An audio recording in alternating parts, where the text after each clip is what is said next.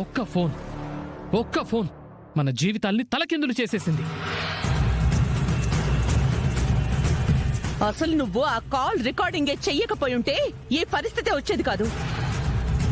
ముందు జాగ్రత్త తీసుకోకుండా ఇప్పుడు తలపట్టు కూర్చుంటే ఏ లాభం? అయ్యో మేడం, ఇప్పుడు తప్పెవరిదని మాట్లాడుకునే టైం కాదు. ముందు ఈ సమస్య నుంచి ఎలా బయటపడాలో అదా ఆలోచించండి.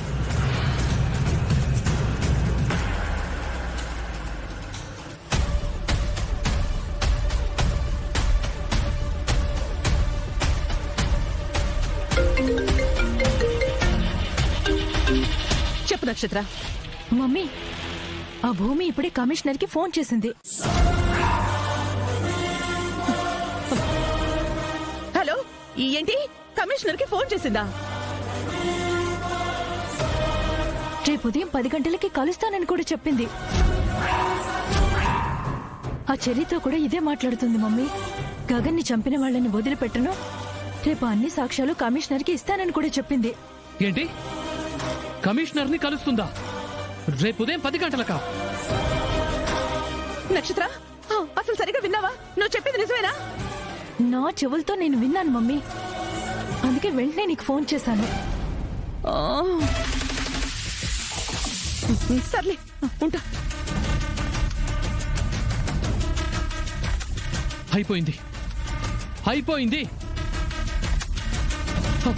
నిజంగా అంతా అయిపోయింది. రేపు ఆ రికార్డింగ్స్ కమిషనర్ చేతికి వెళ్తే మన పని అయిపోయినట్టే. ఓ పని చేద్దాం, కమిషనర్ కూడా మేనేజ్ చేద్దాం. ఆపండి మేడం, మీకు ఆయన గురించి పూర్తిగా తెలీదు.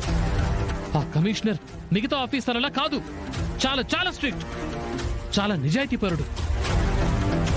ఆ గగన్ ఎన్కౌంటర్ రిపోర్ట్ నమ్మించడానికి నా తల ప్రాణం తోక్కొచ్చింది.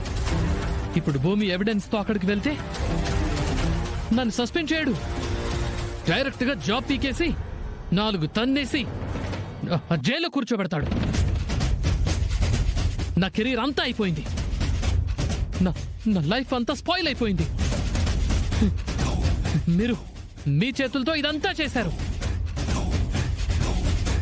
మీతో చేతులు కలపడం వల్ల నాకు ఈ సమస్య వచ్చి పడింది. ఏంటి,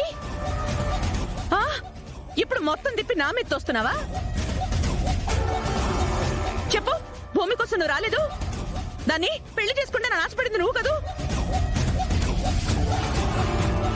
నీ గొంతమ్మ కోరికల కోసం నువ్వు చేసే పనుల్లో నేను సాయం చేశాను.